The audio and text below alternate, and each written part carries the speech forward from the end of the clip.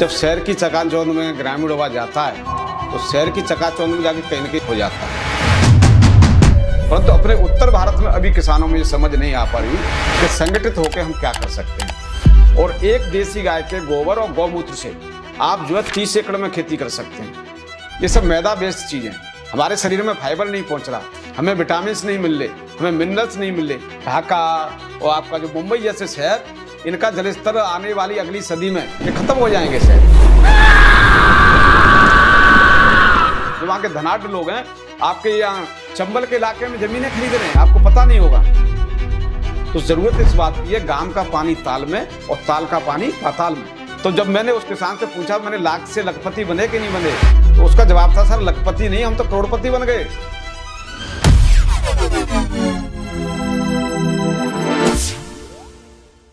नमस्कार सभी साथियों को, आज आप सभी का हमारे इस विशेष पॉडकास्ट में स्वागत है।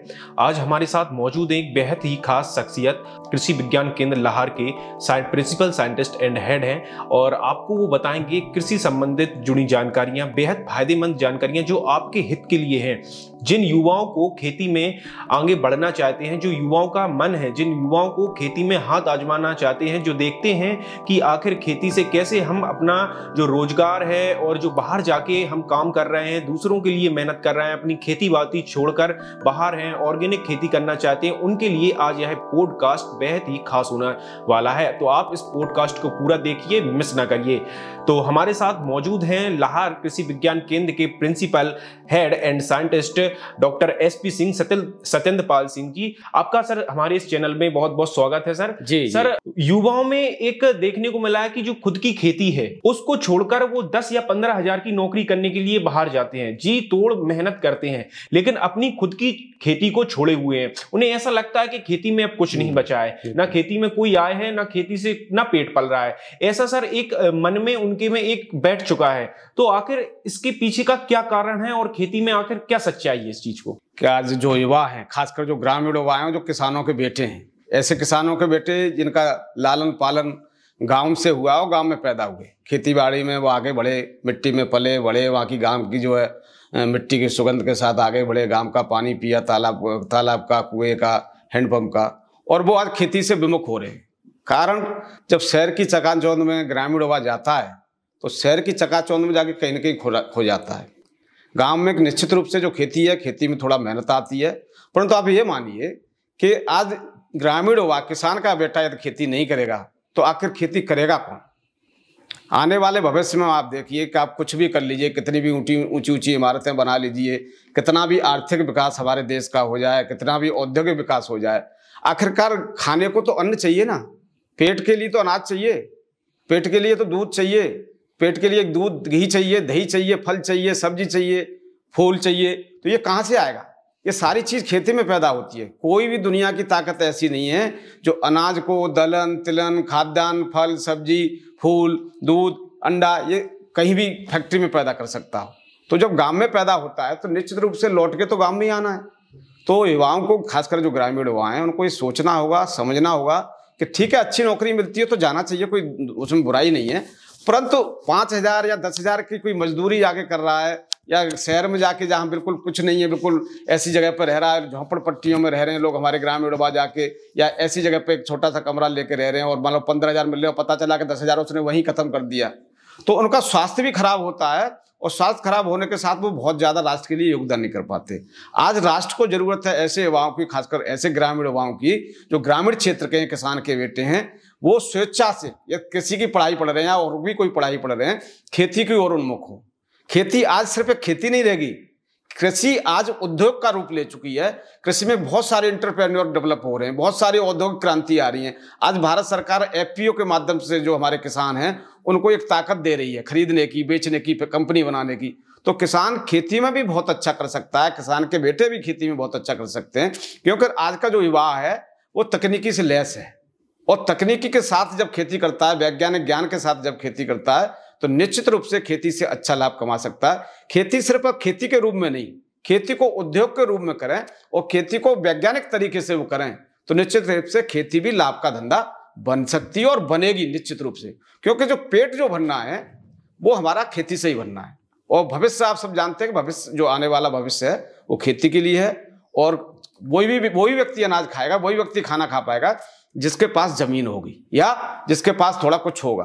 तो ग्राम की ओर तो लौटना होगा, आज नहीं कल। तो ये सब बात जो हमारे ग्रामीण युवाओं को, किसानों के बेटों को अच्छी तरीके से समझनी चाहिए और इस ओर आगे बढ़ना चाहिए। सर, जैसा आपने कहा कि उद्योग, सर देखने को मिला है कि वही किसान जो 1 किलो गेहूं से 100 किलो गेहूं बनाता है, और वही किसान कर्जदार भी है। और ये भी देखने को मिला है वही उद्योगपति जो 1 किलो गेहूं से 950 ग्राम दलिया बनाता है, वह मालदार है। आखिर ऐसा क्यों होता है कि वही किसान जो चावल उगा रहा है, वही किसान उन्हें 3000 कुंटल बेच रहा है, वही 30,000 कुंटल फिर बेचता है?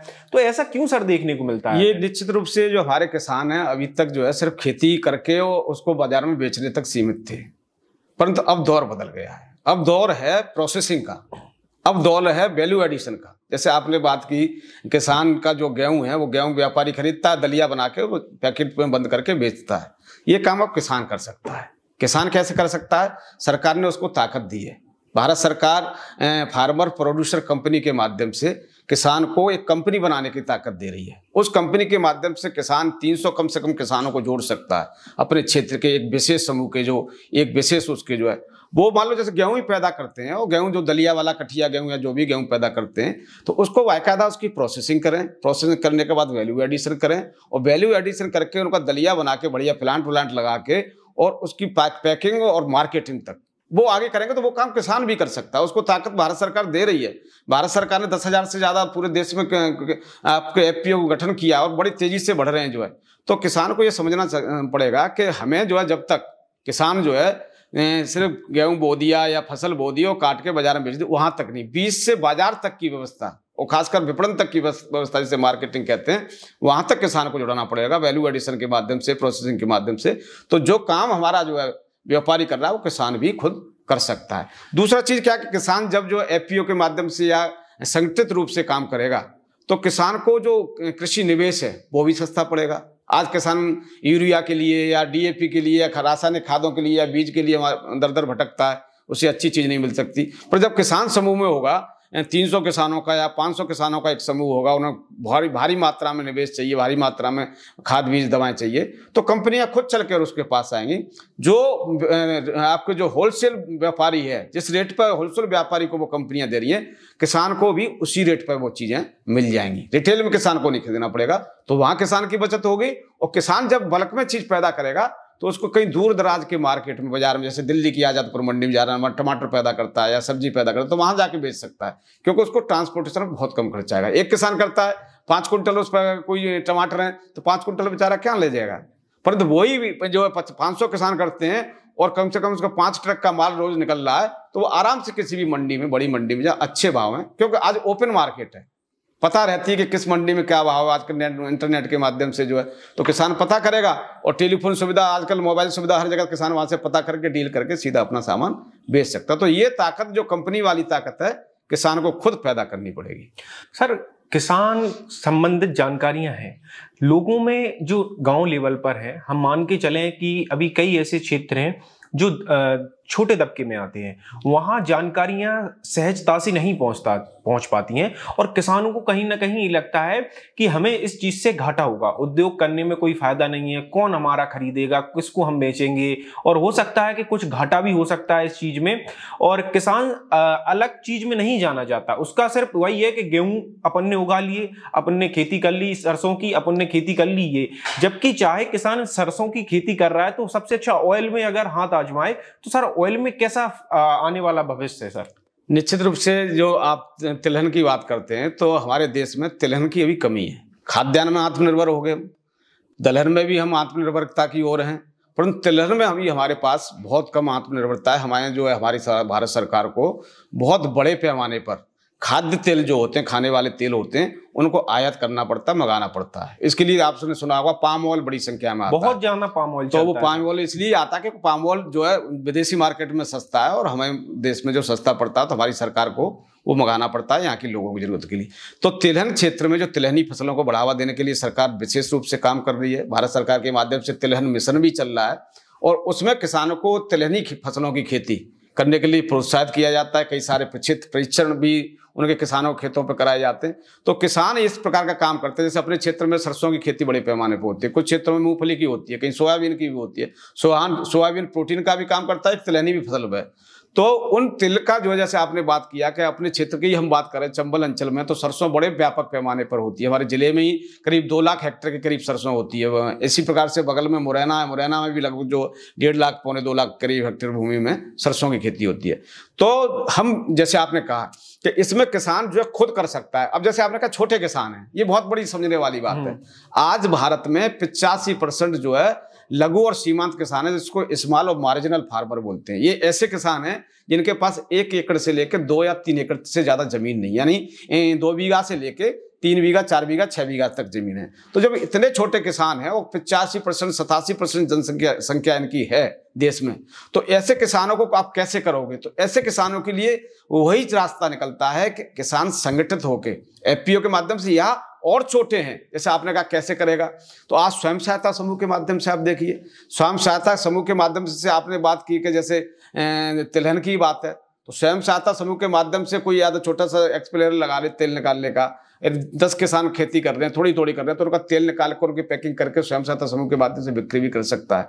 तो ये सरकार इसको अनुदान भी दे रही है, बढ़ावा भी दे रही है, कई सारे परियोजनाएं भी इस पर चल रही हैं। तो किसान को ये समझना होगा, उनके पास लैंड होल्डिंग तो कम है, जमीन कम है, उस जमीन के साथ किसान को संगठित होकर, चाहे स्वयं सहायता समूह के माध्यम से, चाहे एफपीओ के माध्यम से, उस चीज को आगे बढ़ाना पड़ेगा। एक समूह जब बन जाता तो बड़ी चीज हो जाती है। आपने देखा होगा कि आपको विश्वास नहीं होगा, जैसे हम गुजरात की बात करते हैं, अमूल का दूध सबने सुना है। पूरे आज देश में जो श्वेत क्रांति आई है, उस श्वेत क्रांति का जो प्रादुर्भाव हुआ है, वो जो गुजरात से हुआ है, उसकी देन स्वयं सहायता समूह ही है।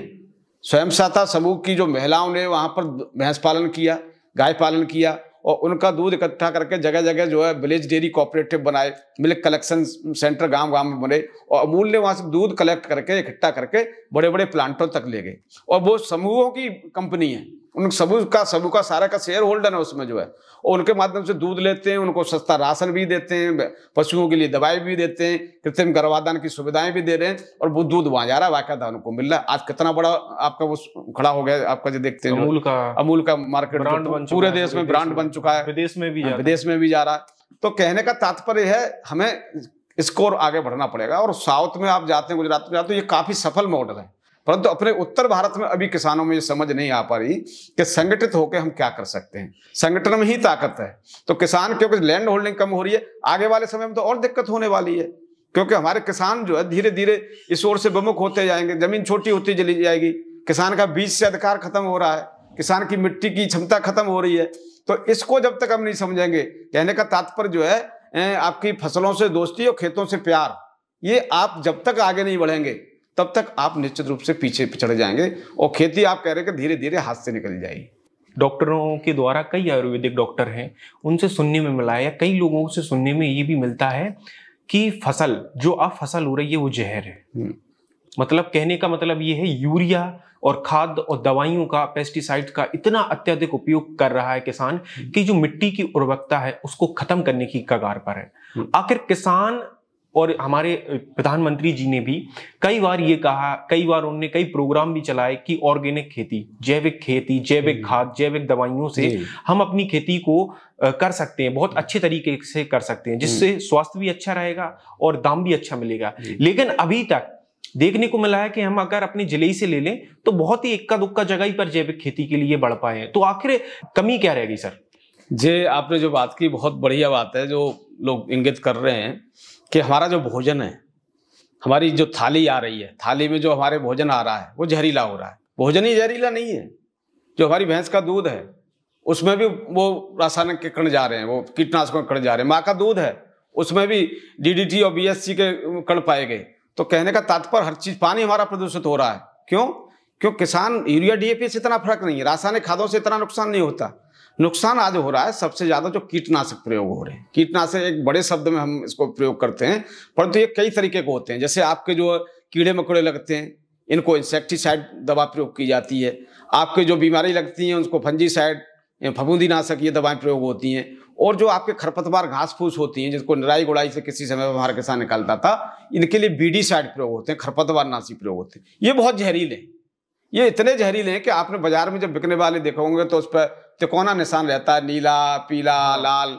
और तो ये इतने जहरीले हैं, ये किसान छिड़कता है, दवाओं को छिड़कता है, बिना जांच के छिड़कता है, और छिड़क के और तुरंत बाजार में सब्जियां तो तुरंत बाजार में बेचने ले आता है। जबकि रिकमेंडेशन ये है कि दवा छिड़कने के कम से कम 15 दिन बाद ही दवा फसल वो तोड़े, या पहले तोड़ ले और 15 दिन बाद फिर तोड़े, तो उसका असर कम हो जाता। तो ये सीधे दवा छिड़क के जो लाता है, इससे आज कैंसर जैसी बीमारियां, कई सारी लीवर है, किडनी है, खराब हो रहे हैं किसानों लोगों के जो खा रहे हैं ये भी, क्योंकि वो दवाएं सीधे उसमें जा रही हैं।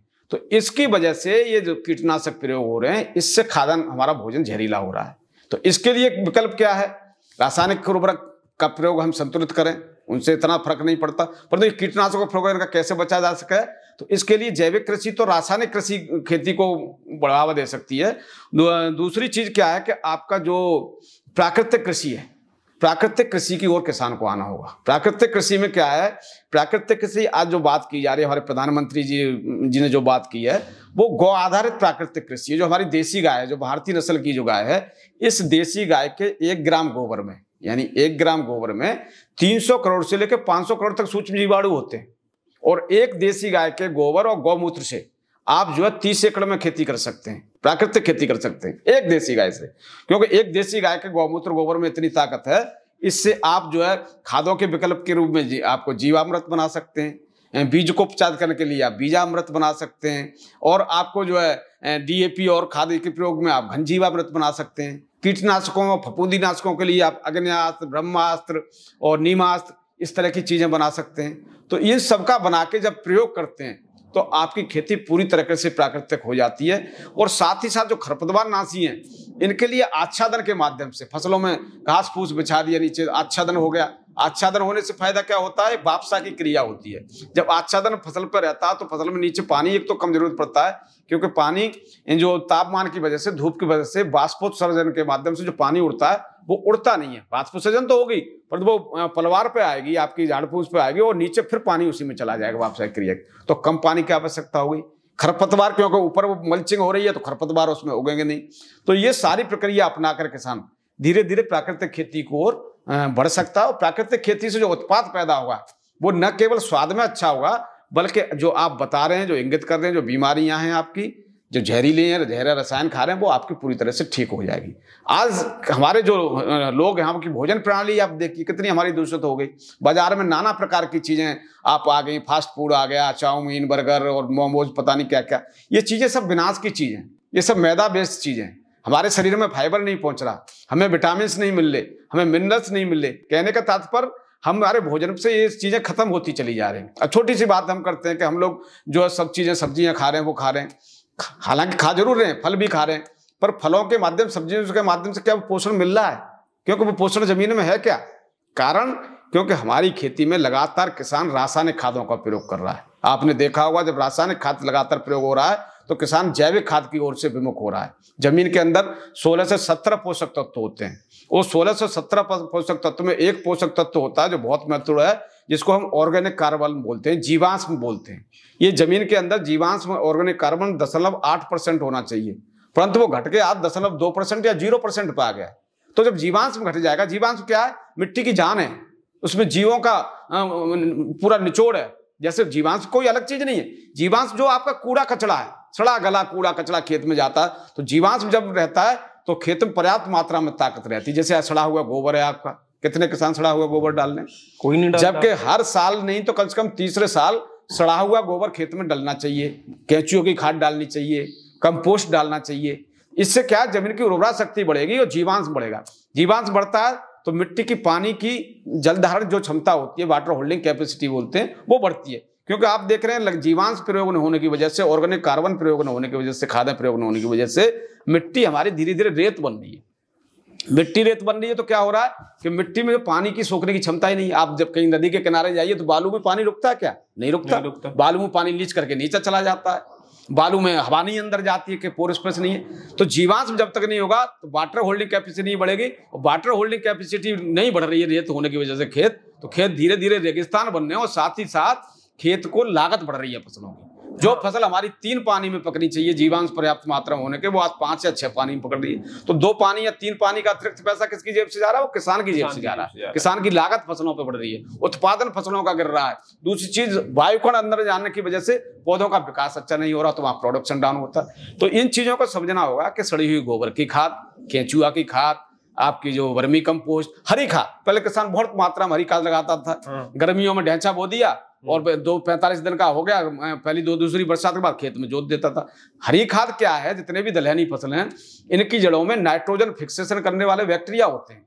इन कहने का तात्पर्य एक यूरिया की फैक्ट्री होती है नीचे, और वो नाइट्रोजन फिक्सेशन वाले जो नोडुल होते हैं, वो इतनी नाइट्रोजन छोड़ जाते हैं कि अगली फसल को 15 से 20% नाइट्रोजन की आवश्यकता कम हो जाती है, लागत कम हो जाती है, और फसल के अंदर जीवांश, खेतों के अंदर जीवांश बढ़ता है, उत्पादन अच्छा मिलता है। तो इन चीजों को किसान को पुनः समझना होगा, वापस आना होगा, क्योंकि इस चीज का कोई विकल्प नहीं है। पशुपालन आपको करना होगा, पशुधन होगा तो आपकी खेती की दशा दिशा सुधरेगी, पशुधन होगा तो आपके परिवार की दशा दिशा सुधरेगी, क्योंकि पशुधन से ही सारी चीजें मिलनी है, आपको भोजन अच्छा मिलेगा। आप कंप्लीट फूड तो दूध ही है ना, दूध जब तक किसान नहीं भी, किसान स्वस्थ नहीं होगा तो खेती कैसे स्वस्थ रखेगा? किसान स्वस्थ, किसान की महिला स्वस्थ नहीं होगी तो उससे गर्भ से जो बच्चा पैदा होगा वो कैसे स्वस्थ पैदा होगा? जब बच्चा स्वस्थ नहीं होगा तो मानसिक रूप से उसका विकास अच्छा नहीं होगा, जब मानसिक रूप से विकसित नहीं होगा तो पढ़ने में कमजोर होगा, वो दिमाग में कमजोर होगा, फिर सोचेंगे हमारा बच्चा अच्छी किसी सर्विस में चला जाए, पढ़ लिख के अच्छा बन जाए, तो नहीं बन सकता, क्योंकि सारी चीजें उस पोषण से जुड़ी हुई हैं। और पोषण किससे मिल रहा है? पोषण इस धरती माता से मिल रहा है। तो इसलिए हमें ध्यान ये रखना है, पहले अपनी धरती माता का पोषण हमें अच्छा करना है। धरती माता पोषित होगी तो सारे लोग पोषित होंगे, धरती माता कुपोषित होगी तो सारा सिस्टम कुपोषित हो जाएगा, फिर आप कुछ नहीं कर सकते। इस साल कई चेतावनी आई हैं कि हीट स्ट्रोक बढ़ेगा, तापमान में वृद्धि होगी, और जैसा देखने में मिला है कि गर्मी 1 माह पहले आ गई, और इस साल सारे रिकॉर्ड टूटेंगे। तो कहीं ना कहीं पेड़ों की कटाई, और किसान जहां एक और हम गांव की ओर जाते थे तो हमें ठंडक होती थी, अब चाहे गांव हो या शहर बराबर हो चुके हैं। किसानों ने पेड़ लगाना बंद कर दिया है, किसानों ने जो जगह बचती थी वहां पर पेड़ों की कटाई कर दी है। और सर, किसानों के जो दोस्त कहे जाते थे जिन्हें केंचुए, आजकल वो देखने को कम मिलते हैं, वरना बरसात में तो आप रोड पे चलते थे तब भी केंचुए निकल आते थे। आप देख रहे हैं कि जलवायु परिवर्तन पूरे विश्व की वैश्विक समस्या बन गई है, न केवल भारत बल्कि वैश्विक समस्या है, और जलवायु परिवर्तन बहुत तेजी से हो रहा है। इसके पीछे कई एक कारण है। जनसंख्या की वृद्धि तो है ही, जनसंख्या का दबाव तो है ही। दूसरी चीज, हमारी जो ग्रीनरी है वो घट रही है। पेड़ किसान कम लगा रहा है, लोग पेड़ कम लग रहे हैं, क्योंकि जंगल भी कम होते चले जा रहे हैं, और उस तुलना में पेड़ कम लगने की वजह से वर्षा भी कम हो रही है। तो तात्पर्य क्या हो रहा है जलवायु परिवर्तन से? एक तो तापमान बढ़ रहा है, दूसरा वर्षा के दिन कम हो रहे हैं, ठंड के दिन कम हो रहे हैं, यानी गर्मी के दिन बढ़ रहे हैं, तापमान में बढ़ोतरी हो रही है, वर्षा के दिन कम हो रहे हैं, ठंड के दिन कम हो रहे हैं। इससे क्या हो रहा है? जो ग्लेशियर हैं, हमारी जो बर्फ है वो पिघल रही है। जब बर्फ पिघलेगी, ग्लेशियर पिघलेंगे, तो पहले तो शुरू में हमारी नदियों का जलस्तर बढ़ेगा और धीरे धीरे वो सूख जाएंगी। तो ये बहुत विषम परिस्थिति है, और समुद्र का जलस्तर बढ़ेगा। चुनौती दी है आपके जो है ढाका और आपका जो मुंबई जैसे शहर, इनका जलस्तर आने वाली अगली सदी में ये खत्म हो जाएंगे शहर, कि 5 से 6 फीट यदि जलस्तर समुद्र का बढ़ा तो ये शहर डूब जाएंगे, इन शहर पर कोई नहीं होगा। और इन लोगों ने कर भी दिया है, जो वहाँ के धनाढ्य लोग हैं, आपके यहाँ चंबल के इलाके में जमीनें खरीद रहे हैं, आपको पता नहीं होगा। बहुत से धनाढ्य, बहुत से फिल्मकार और बहुत से बड़े बड़े लोग पीढ़ियों के जो यहाँ से आके जमीनें खरीद कर डाल रहे हैं, पता ही नहीं लोगों को, क्योंकि वो खत्म होने वाला है। चेन्नई जैसे शहर, आपके जो है मुंबई जैसे शहर, ये डूबने के कगार पर। तो ये जलवायु परिवर्तन एक बहुत बड़ी चुनौती है। जलवायु परिवर्तन के लिए हमें करना क्या है? हमें जलवायु अनुकूल फसलें उगानी होगी, हमें पशुपालन, जलवायु अनुकूल पशुपालन करना पड़ेगा, और जलवायु अनुकूल ही हमें अपने क्रियाकलाप की ओर अंजाम देना। इसके लिए अधिक से अधिक पेड़ लगाएं, वर्षा जल संचय करें। पानी बह रहा है, पानी बाहर का बाहर चला जाता है हर साल जो है, तो जरूरत इस बात की है, गांव का पानी ताल में और ताल का पानी पाताल में, ये होना चाहिए। गांव का पानी निकलना ही नहीं चाहिए बाहर। बड़े बड़े शहरों में तो रिचार्ज बिल की भी घोषणा की जा रही है कि आपने छत का पानी रिचार्ज करना है। इसलिए गांव का पानी गांव में और ताल में, और ताल का पानी पाताल में, और खेत का पानी खेत में, ये निकलने नहीं देना है। खेतों की मेड़बंदी करें, गर्मी की गहरी जुताई करें, तो पानी जो निश्चित संचित होगा। जब पानी संचित होगा तो पानी जल स्तर हमारा अच्छा रहेगा, क्योंकि ये भी एक बहुत बड़ी समस्या बन रही है, पानी खारा होता चला जा रहा है, तो ये हमें बचाना है। दूसरी चीज, जो केंचुआ की बात हो रही है आपकी, जो किसान, केंचुआ ही नहीं, फसल में 2 तरह के कीट होते हैं, एक मित्र कीट, दूसरे शत्रु कीट। तो केंचुआ हमारा मित्र कीट है, और भी कई सारे मित्र कीट हैं। ये मित्र कीट क्यों कम हो रहे हैं? क्योंकि कीटनाशकों, फिर बात लौट के वहीं आती है, कीटनाशकों का कीटनाशकों का जब अंधाधुंध हम प्रयोग कर रहे हैं तो जमीन के अंदर मित्र कीट खत्म हो रही है। केंचुआ हमारा स्वाभाविक किसान का मित्र है। केंचुआ 50 फीट नीचे जाके और फिर ऊपर आ जाता है, पूरी जमीन को पुलार देता है, पूरी जमीन को भुरभुरा बना देता है, और फिर जो खाता है उसको भी फिर मिट्टी बना के, खाद बना के तैयार करता है। तो ये कब बढ़ेंगे? जब हम ऑर्गेनिक खेती की ओर बढ़ेंगे, हम जो है कीटनाशकों का कम से कम प्रयोग करेंगे। ये हमें जरूर करनी है। आपने एक चीज और देखी होगी कि पहले जब ग्राउंड में खुले में शौच करते थे लोग, तो सुबह शौच करके आते थे तो दोपहर तक मिट्टी बन जाती थी, क्योंकि गुबरैला कीट होता था वो उसको मिट्टी बना देता। आज आप चले जाइए, शौच करके जाइए, तो वो जो है 15 दिन बाद ऐसा ही पड़ा मिलेगा आपको बिस्टा। तो ये क्योंकि वो गुबरैला कीट खत्म हो गया। तो इन मित्र कीटों को आपको बढ़ाना है। दूसरी चीज, मित्र कीट, हमारा मित्र कीट की बात चल रही है तो मधुमक्खी भी एक बहुत बड़ा मित्र कीट है हमारा, वो भी कम हो रही है क्योंकि कीटनाशकों का प्रयोग हो रहा है। तो मधुमक्खी का तो एक बड़ा साइंटिफिक तरीके से काम करती है। उनका एक जो रहता है, इतनी दूरी से जाना, उतनी दूरी वापस आना। तो ये क्या है, परागण में महत्वपूर्ण भूमिका निभाती है। यदि मधुमक्खी न हो तो ये परागण ही नहीं होगा, भूखों मरने की नौबत आ जाएगी। एक बड़े साइंटिस्ट ने भी कहा है, डॉक्टर एक विश्व एग्रीकल्चरिस्ट हुए हैं, विश्व के विख्यात कृषि वैज्ञानिक हुए हैं, नॉर्मन साहब। नॉर्मन साहब ने बोला था कि यदि पृथ्वी से हम जो है मधुमक्खी को हटा दें तो 5 से 7 साल के भीतर इंसान की आबादी खत्म हो जाएगी। तो ये मधुमक्खी हमारा बहुत बड़ा मित्र है। अब तो हालांकि व्यवसायिक रूप में भी मधुमक्खी का करने लगे हैं। आपकी मीठी क्रांति के रूप में शहद बहुत बड़ा व्यवसाय हो गया। इंडिया ने पिछले 5 से 7 साल में बहुत इसमें तरक्की की है। काफी लोग उभर के आए हैं, युवा जो है, और शहद का काम कर रहे हैं। तो कहने का मतलब, जलवायु परिवर्तन एक विषम चुनौती है। इसके लिए सबसे जरूरी है ज्यादा से ज्यादा वर्षा जल संचय करें, ज्यादा से ज्यादा वृक्षारोपण करें, खेत की मेड़ और मेड़ पर पेड़, ये बहुत जरूरी है। और पेड़ भी ऐसे जो हमारे उपयोगी हैं। यूकेलिप्टस नहीं लगाना हमें, कई लोग देखे यूकेलिप्टस लगा रहे हैं। ये क्या है, बहुत बड़ी मात्रा में पानी को उड़ाते हैं। आज आप देखिए कितने लोग पीपल का पेड़ लगा रहे हैं। पीपल आपको 24 घंटे ऑक्सीजन देता है, 100% ऑक्सीजन निकलती है। कितने लोग बरगद का पेड़ लगा रहे हैं, कितने लोग नीम के पेड़ लगा रहे हैं। पीपल है, बरगद है, नीम है, ऐसे पौधे लगाने हैं आपको जो ऑक्सीजन पर्याप्त मात्रा में देते हैं और जमीन को भी आपको मजबूत करते हैं, वर्षा जल संचय करने में काम करते हैं। तो किसान को इस चुनौती से जूझना है। और जलवायु अनुकूल खेती, कृषि में बहुत सारी वैरायटियां भी आई हैं, किसान वैज्ञानिकों ने निकाली हैं, उसको ध्यान रखना। तापमान बढ़ रहा है, निश्चित रूप से एक बहुत बड़ी चुनौती है, और इसके पीछे कोई और नहीं, इंसान ही स्वयं जिम्मेदार है। आप पेड़ों की कटाई की बात नहीं करिए। आज आप देखिए कितने भौतिकवादी युग में हम लोग जी रहे हैं। कोई आदमी बिना एसी के नहीं सो पाता, गाड़ी में एसी चाहिए, घर में एसी चाहिए, फ्रिज घर घर हो गए आपके जो। तो ये क्या है, ये गैसें ऐसी निकाल रहे हैं जिससे हमारी ओजोन परत जो है डिस्टर्ब हो रही है। और ओजोन परत डिस्टर्ब होने की वजह से जो सूर्य की जो परावैंगनीकरण है वो सीधे धरती तक आ रही है। तो वो भूमि का तापमान, जमीन का तापमान बढ़ा रही है। देखने में मिला है कि हरियाणा, पंजाब, यहाँ के किसान संपन्न हैं, धनाढ्य हैं, और वही उत्तर भारत में अगर आ जाए तो यहाँ के किसान इतनी संपन्न नहीं है। और दूसरा सर, सबसे बड़ी चीज, युवा कई देखने में मिलते हैं। अगर सोशल मीडिया के माध्यम से देखने जाएं और रियलिटी में अगर देखने को मिलता है तो कई जो बड़ी बड़ी नौकरी छोड़कर, IIT, MBBS, MBA, बड़ी नौकरी छोड़कर वो खेती की ओर आ गए। जैविक खेती कर रहे हैं, अलग अलग खेती कर रहे हैं, घर में ही केसर उगा रहे हैं। इंदौर में एक व्यक्ति ने फ्लैट में केसर उगाया। तो इतनी ज्यादा खेती करके करोड़ों रुपए कमा रहे हैं कई युवा हैं। तो ऐसा संभव है कि युवा अगर आकर चाहे तो खेती कर सकता है? ये बहुत जरूरी है। ये संभव नहीं कर रहे हैं लोग, इसी को कृषि उद्यमी बोल रहे हैं। लोग नगले उद्यम लगा के कृषि उद्यमी के रूप में आगे बढ़ रहे हैं। घर में AC लगा के पूरा वातावरण देके केसर की खेती कर रहे हैं। आपको विश्वास नहीं होगा कि अभी मैं जो है भोपाल गया। भोपाल में एक कार्यक्रम था दिल्ली प्रेस समूह का, तो वहां एक किसान को उनको पुरस्कृत किया गया उनके माध्यम से। हमें भी पुरस्कार मिला, उनको भी मिला। वो लाख की खेती करने वाले एक किसान था और मुश्किल से उसकी 30-32 साल की उम्र होगी। तो उसने बताया कि मैं मजदूरी करता था, एक सिंपल मजदूर था, बहुत छोटी जमीन थी मेरे पे, 4-5 बीघा, और मजदूरी करके अपने खेत में औरों के मजदूरी करके अपना गुजारा कर रहा था। कहीं वैज्ञानिकों से मुझे ज्ञान हुआ, वैज्ञानिक लाख अनुसंधान संस्थान के माध्यम से उन्होंने बताया कि आप जो लाख की खेती करिए। तो धीरे धीरे मैं लाख की खेती की बढ़ा, लाख की खेती के लिए कुसुम की फसल और बेर की बगीचा लगा के उस पर लाख पैदा करना शुरू किया। तो जब लाख पैदा करना शुरू हुआ तो आज 12 न्यारे हो गए। तो जब मैंने उस किसान से पूछा, मैंने लाख से लखपति बने कि नहीं बने, तो उसका जवाब था, सर लखपति नहीं, हम तो करोड़पति बन गए। मेरे वर्ष ने बताया मेरे अंदर में 200 लोग काम कर रहे हैं। आज मैं खुद मजदूरी करता था, 200 मजदूर लोग काम कर रहे हैं और 200 लोग वही सारे लखपति हैं। वो, मैं तो करोड़पति हूँ, वो सारे लखपति हैं जो काम करने वाले हैं। तो ये इस तरह के उद्यमी जो किसान, कृषि उद्यमी जिसको हम बोलते हैं, ये आगे बढ़ के आ रहे हैं। चाहे आपकी जो है लाख की खेती है, चाहे मूंगा की खेती है, चाहे कोई और सिंगाड़े की खेती, कई सारी ऐसी खेती हैं। तो चाहे आपके जैसे आप चले जाइए तो आप बिहार में तो मखाने की खेती लोग कर रहे हैं।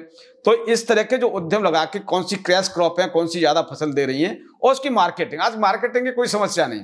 आप मोबाइल में बैठ के सारी मार्केटिंग घर से कर ले सकते हैं। आपको सिर्फ एक बनाना है, आपको ब्रांड स्थापित करना है और उस ब्रांड के माध्यम से आप आगे बढ़ते हैं। तो किसान को इसी ओर देख सोचना पड़ेगा। धीरे धीरे जमीन कम हो रही है, अपनी जमीन ही नहीं। जैसे यहीं की बात करें हम लाहौर क्षेत्र की, एक बगल में यहाँ दबोक है, वहाँ का एक किसान है, वो जो है कुछ नहीं तो उसको 3 बीघा जमीन थी, आज जो वो लाखों 20 लाख 15-20 लाख रुपए महीने साल कमा रहा है। क्यों?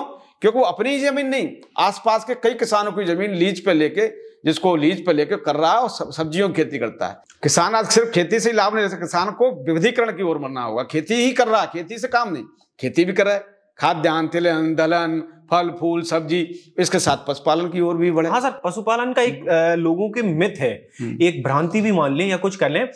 व्यक्ति सोचता है कि पशुपालन में हमने 4 भैंस खरीद ली, हमें फायदा नहीं होगा, दूध कम बचेगा, या भैंस खत्म हो गई, उसकी मर गई भैंस, तो वो सोचता है इतना भैंस की कीमत ही 1 लाख हो गई, 70,000। और सबसे बड़ा वो समझ नहीं पाता हम किस प्रकार की भैंसें लें, क्या गाय में फायदा है, या देसी गाय की जगह कई हमने देखे हैं वो जर्सी गाय या विदेशी नस्ल की गाय लेते आते हैं। और जो बकरी पालन है, इनमें सबसे ज्यादा कौन से पालन में किसान है अपने अनुसार, जैसे निम्न किसान है या बड़े किसान है, वो किस अनुसार फायदा प्राप्त कर सकते हैं? नहीं, देखो पशुपालन में क्या है कि पशुपालन जो गाय या भैंस पालना है, ये उसकी क्षेत्र की आवश्यकता के अनुसार, यानी गाय के दूध की डिमांड है तो गाय पालिए, भैंस के दूध की डिमांड है तो भैंस पालिए। भैंस के दूध में चिकनाई ज्यादा होती है, फैट ज्यादा होती है, गाय के दूध में फैट कम होती है। तो ये आपको देखना है किस दूध की डिमांड ज्यादा है, किसकी अच्छी कीमत मिल रही है, वो आपको पालिए।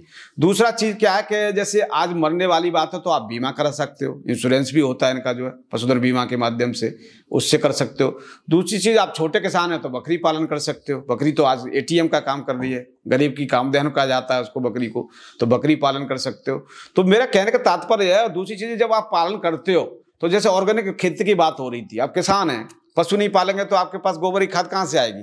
पहले हर घर में हमने देखा 20-20 सड़ा के गोबर पहुंचाओगे, खेत की दशा और दिशा सुधरेगी।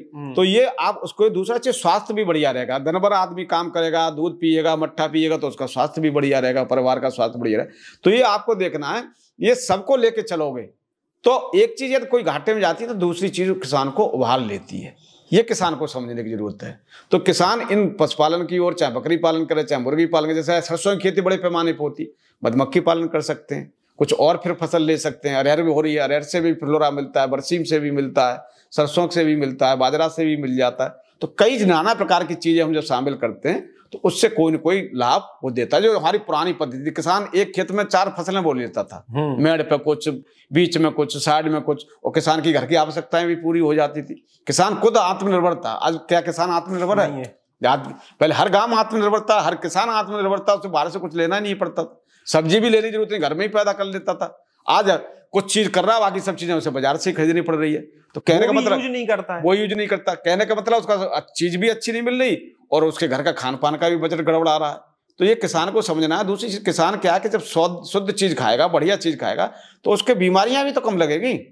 आज किसान बीमार हो रहा है, हर किसान का बजट 50 से 60 हजार रुपए साल में बीमारी पे खर्च हो जाता है, जब किसान के बजट में बीमारी के लिए कोई बजट ही नहीं है। गांव में भी देखने को मिल रहा है, कैंसर ने पैर जमा लिए, किडनी डिसीजेस हो रहे हैं, लीवर आजकल देखने में आता है, व्यक्ति पतला भी है तो भी फैटी लीवर है, लीवर की समस्या सबसे ज्यादा, गैस की समस्या सबसे ज्यादा बन रही है।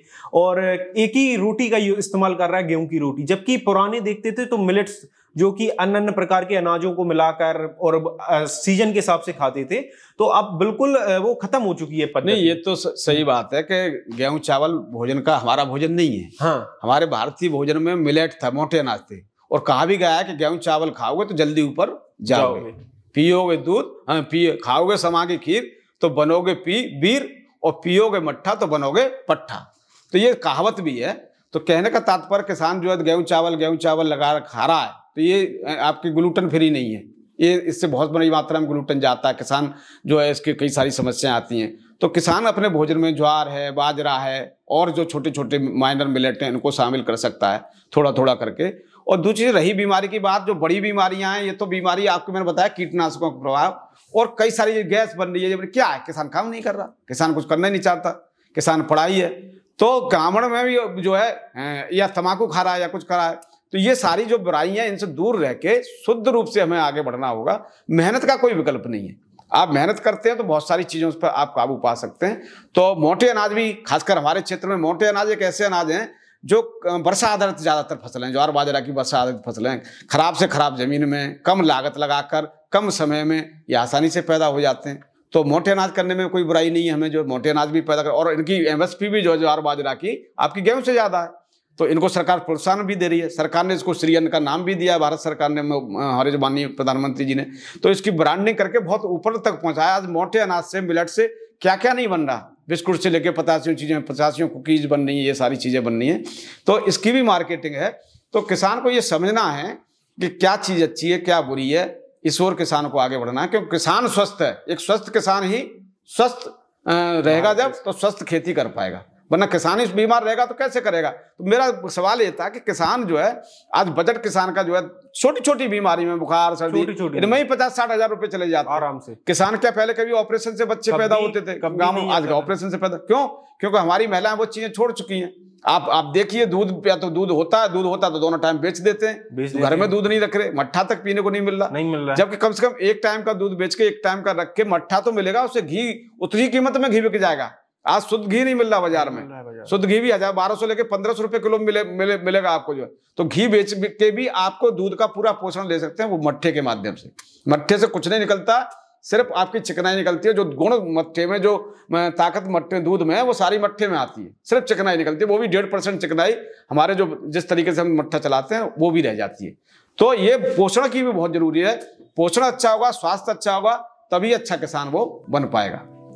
तो आज के हमारे इस विशेष कार्यक्रम में हमारे साथ मौजूद थे प्रिंसिपल साइंटिस्ट एंड हेड कृषि विज्ञान केंद्र लाहार डॉक्टर सत्येंद्र पाल सिंह SP सिंह। उनके द्वारा आज बड़े ही आसान सरल भाषा में किसान भाइयों के लिए बड़े ही अच्छे तरीके से समझाया गया कि आखिर किसान कैसे खेती कर सकता है और कैसे वह अपने जीवन को सुधार सकता है। उन्होंने कितनी आसान भाषा में इस चीज को समझाया, जो आपके फायदेमंद चीज समझाई है। युवाओं के लिए विशेषकर उन्होंने समझाया कि युवा यहाँ वहां ना भटके, अगर उसके पास खेती है, उसको अच्छी जॉब नहीं है, तो वो खेती कर सकता है और इसमें लाखों करोड़ों रुपए भी कमा सकता है। और जो हमारे क्षेत्र के किसान हैं, अगर उन्हें कोई भी संबंधित समस्या आती है, कुछ भी आती है, तो हमारे जो डॉक्टर SP सिंह हैं उनसे जाकर संपर्क कर सकते हैं। उनके द्वारा लगातार गांव में जाकर किसान भाइयों को पशुपालन संबंधित, कृषि संबंधित समस्याओं का निराकरण किया जाता है, अभियान चलाए जाते हैं।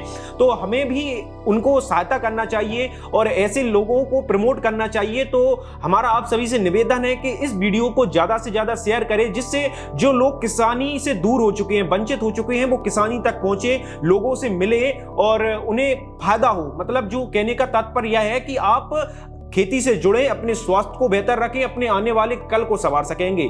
नमस्कार। तो यही उम्मीद है, आशा करते हैं कि आपको हमारी यह पॉडकास्ट बहुत अच्छा लगेगा। हम फिर मिलेंगे नए पॉडकास्ट में और बेहतर जानकारियों के साथ।